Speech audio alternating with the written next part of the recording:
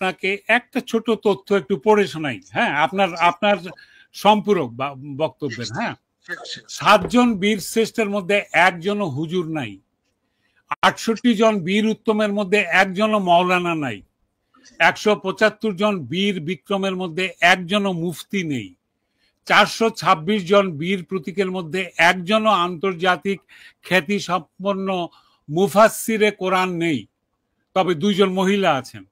দেশকে স্বাধীন করতে কত ধরনের মুক্তি বাহিনী গঠিত হয়েছে, কিন্তু একজন হুজুরের নেতৃত্বে 5 থেকে 10 জন মাদ্রাসার ছাত্র নিয়ে কোনো প্রতিরোধের, কোনো যুদ্ধের কোনো নজির পাওয়া যায়নি।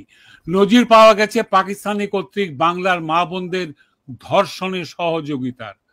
অথচ 11 বছরের শহীদুল যুদ্ধ করেছে, আমাদের আদিবাসীরা, উপজাতিরা যুদ্ধ করেছেন, তারামন বিবিরা যুদ্ধ করেছে, বিদেশি নাগরিকরা যুদ্ধ করেছে। তখন কেউ দাবি করেনি 90% মুসলমানের দেশ। এখন এত দেশপ্রেম সবই কিন্তু মুসলমানের দেশ হিসাবে।